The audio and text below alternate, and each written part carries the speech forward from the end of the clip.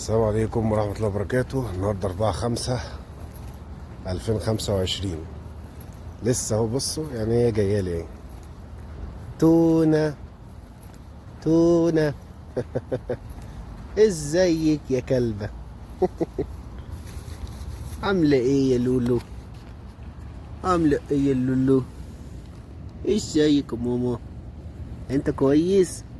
تعالى هنا يا اخوات، انت عامل ايه؟ كويس؟ تعالى يا كلب، تعالى يا كلب، تعالى يا كلب، تعالى يا كلب. طبعا جايب لهم اكل، انا جايب لهم اكل. يلا، دي كانت بواقي زي شاورما كده. يلا تعالى بابا، انت خايف؟ ها بسبوس؟ ازيك بسبوس؟ بسبوسه. يلا تونه، ازيك يا تونه؟ تونه خدي هنا، تعالي هنا. رايحه فين؟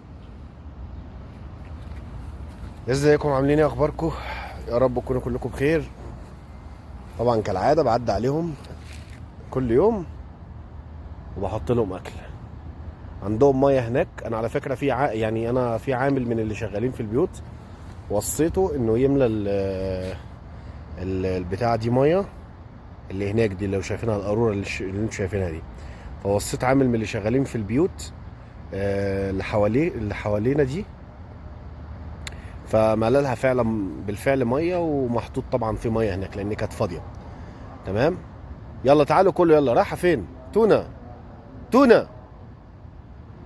طيب انا خلاص حطيت لهم اكل، انا هسيبهم خلاص، عشان برضو هنا خلي بالكم التصوير بيبقى يعني غلط شويه. الناس طبعا ما بتحبش يعني ان حد يصور بيوت او كده. فطبعا ده احترام، طبعا لازم الواحد يحترم قوانين البلد، لازم يحترم الناس اللي عايش في وسطهم، سواء كان في بلده او سواء كان في بلد غيره. بس فهو تصور وكل حاجه براحتك، مش مشكله، بس يعني ان تصور مثلا بيت، تحط الكاميرا على بيت، تحط الكاميرا على عربيه، طبعا ده غلط يعني، ما ينفعش ما ينفعش. بس فبنحترم الناس طبعا اكيد يعني. ازيكم؟ عاملين ايه؟ اخباركم؟ يا رب تكونوا دايما بخير. طبعا في اخبار حلوه جدا. عن في خبرين كويسين جدا. طبعا كان انتشر مقطع من فتره لواحد من المرضى النفسيين، الناس المعاقين ذهنيا دول، وهو بيرمي قطه في النيل. اعتقد ان الفيديو ده انتشر جدا وناس كتير شافته. واحد يعني مش هنقول عليه الا لما انسان متخلف عقليا، تمام، واحد مريض نفسي ما تفهمش عنده ايه في دماغه، ومسك قطه يعني كانت شكلها سيامي، هي قطه سيامي باين عليها قوي. وزي ما انتم شفتوا كده في الفيديوهات، لان الفيديو انتشر جامد على مواقع، على الجروبات اللي هي بتاعت الرفق بالحيوان، وعلى برضو مواقع اخباريه تانية زي المصري اليوم وكده. فطبعا في ناس كتير طبعا تعاطفت مع الفيديو ده جدا. وبالفعل الولد ده اتقبض عليه. وطبعا انا كمتابع صفحه وزاره الداخليه، وزاره الداخليه المصريه، فطبعا الولد ده فعلا اتمسك والقوا القبض عليه. وده بعد طبعا مناشده الحكومه في الجروبات، لان الجروبات كتير اي حادثه من الحوادث اللي زي كده بتعمل اشاره وزاره الداخليه على طول. بصوا لقيت ايه؟ توتو توتو توتو، 2 توتو. خد رايحه فين؟ فبعد مناشده وزاره الداخليه المصريه، وبعد مسؤولين كتير لما كانوا بيناشدوا وزاره الداخليه، وبالفعل وزاره الداخليه استجابت، والولد طبعا خلاص يعتبر اتقبض عليه. الموقف الثاني او الخبر الثاني المفرح، في واحد طبعا، وده الحادثه دي طبعا مشهوره جدا وتروج ليها جامد جدا جدا، تمام. واحد برضو من المختلين عقليا في الاقصر، بالتحديد في اسنا. طبعا ده لا يمثل محافظه الاقصر باي صفه، يعني ده الشخص ده للاسف لا يمثل محافظه الاقصر باي شكل من الاشكال. ده انسان مريض للاسف، من المرضى النفسيين اللي احنا عارفينهم. طبعا كان فاتح لايف او كان بيعمل فيديو، وقطه يا عيني عندها شهرين، فطبعا ذبحها قدام الكاميرا، او تقريبا على البث المباشر. لا، على البث المباشر، على البث المباشر ذبحها كده عيني عينك بالسكينه. طبعا اتروج للفيديو جامد، وتروج للشخص ده جامد. وطبعا وزاره الداخليه، طبعا انا متابع الصفحه بتاعتهم، وفعلا جروبات كتير، وصفحه وزاره الداخليه طبعا ذات نفسها قالت ان هي قبضت على الشخص ده. فحاجه للاسف ده مش يعني نتمنى يا جماعه ان القانون ده يتعدل باي شكل من الاشكال، وتبقى العقوبه مفيش غرامه فيها. هي المشكله في العقوبه دي، هي ال6 شهور على فكره كويسه جدا، كافيه ان هي تأدب اي انسان مريض مختل عقليا بيعمل كده. ولكن برضو في الغرامه دي، يعني هو الغرامه دي خلي بالك، هو لو طبعا اهله وقفوا له محامي هيطلعوا بالكفاله دي، اللي هي الغرامه 200 جنيه دي، تمام. حبس ان انت تمسك قطه او تمسك كلب تعذبه او تضربه بالشكل المهين ده، بالشكل البشع ده، بالطريقه البشعه دي. انا مش عارف انت يعني الناس دي بتعمل كده ليه بجد. انا كل فيديو اتعصب واتنرفز بسبب الحركات اللي انا بشوفها دي، وبسبب الحاجات اللي انا بشوفها دي. كل فيديو بجد اتعصب جامد جامد جامد جامد بسبب المواقف اللي انا بشوفها. يعني بجد انا مش عارف بجد الشباب اللي بيعملوا كده، انتوا يا جماعه انتوا في ايه بجد؟ انتوا في ايه بجد؟ انتوا في ايه؟ انت في ايه يا عم؟ انتوا في ايه يا جدعان؟ انتوا للدرجه دي؟ انتوا في ايه؟ دماغكم دي فيها ايه؟ مش كده يا جماعه، نهدى شويه، الله يرضى عليكم، نهدى شويه. عيب الكلام ده، عيب. انت ماسك عصايه بتضرب كلبي ليه؟ ما تروح تتشطر على اللي فشخك، اتشطر على صاحبك اللي اداك على قفاك، اتشطر على مديرك اللي كل عرقك، اتشطر على عمك اللي كل ورثك. رايح تتشطر على الكلب، ماسك عصايه بتضرب الكلب بكل غل. عمل لك ايه الكلب؟ بالله عليك عمل لك ايه؟ الكلب اللي انت شايفه ده، انت بتضربه ده، لو اديته لقمه عيش حاف، مش هقول لك بقى لحمه وفراخ، لو اديته لقمه عيش حاف هيبقى افضل واحسن واشرف من عمك وخالك اللي واكلين ورثك، ولا مديرك اللي واكل قرش عليك، ولا صاحب الشغل اللي واكل قرش عليك، ولا صاحبك اللي انت مديت له ايدك وعضها. هيبقى افضل منهم بكتير، وهيبقى صاحبك وصديقك.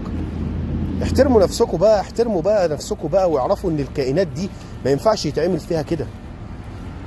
واعرفوا بقى ان الكائنات دي اوفى من اي حد احنا عرفناه في حياتنا. خلي عندكم دم بقى. الجماعه اللي في مصر، انا كلامي للجماعه اللي في مصر المرضى النفسيين، احترموا نفسكم بجد والله العظيم. ايه ده؟ لا دول مصريين، ولا دي افعال المصريين، ولا انتوا اساسا تمثلوا الشعب المصري باي صفه. انتوا ناس مريضه نفسيا، والعلاج حرام فيكم. انتوا التربيه هي اللي حلال فيكم. ان انت تتسجن زي الكلب، تقعد لك 6 شهور ولا تقعد لك سنه، هي دي حلال فيك، والله العظيم.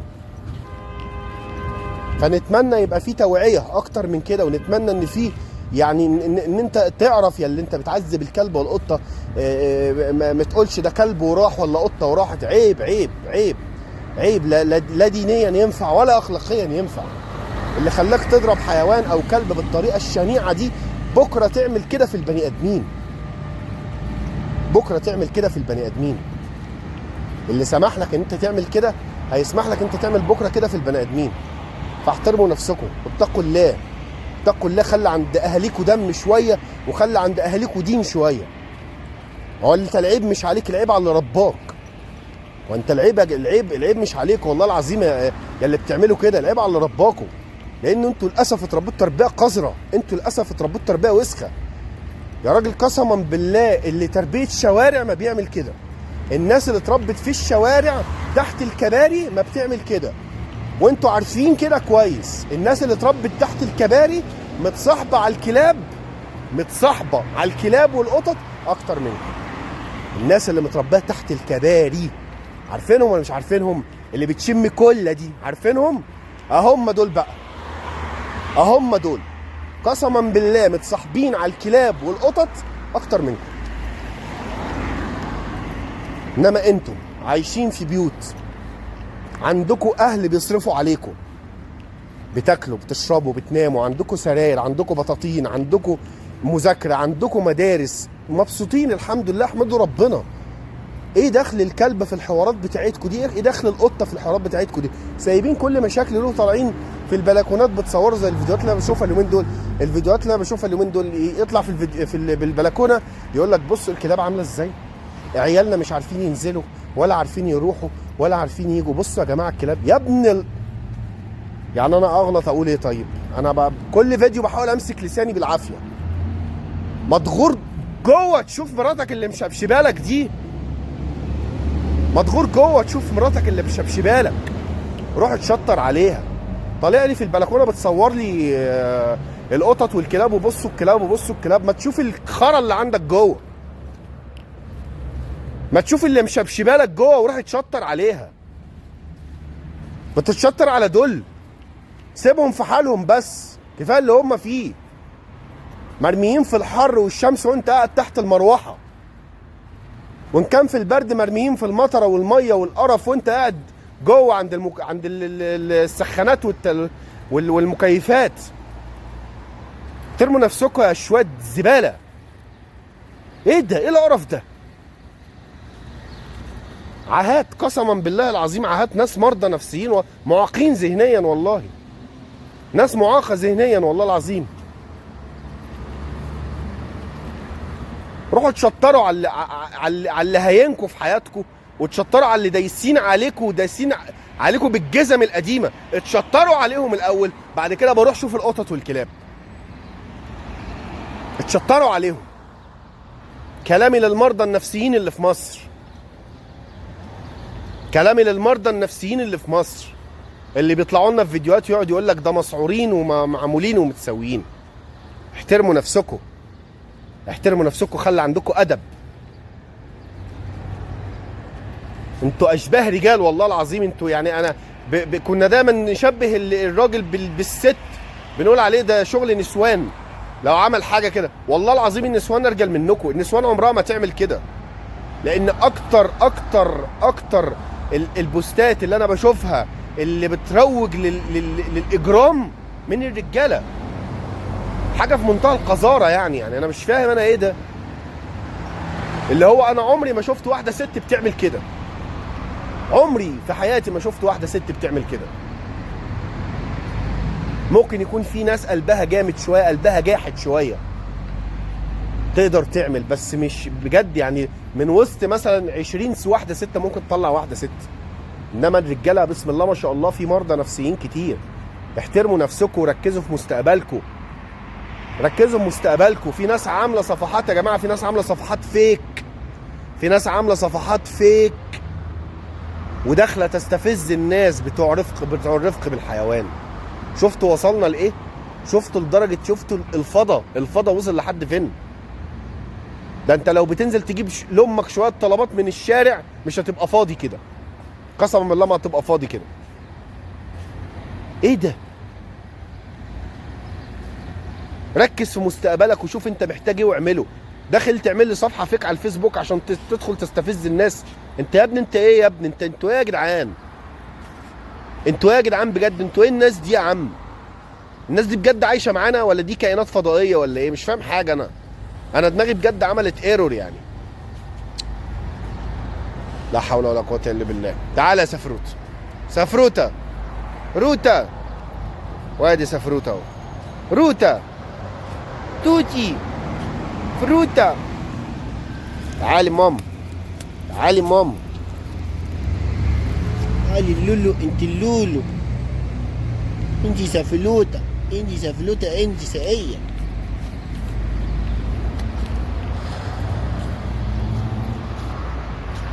يلا سلام. بطل شغل الشيطانه. تعالي يا ماما، تعالي يا ماما، تعالي، تعالي يا ماما، بس يا ماما، بس يا ماما، تعالي ماما، تعالي ماما، تعالي ماما، تعالي ماما.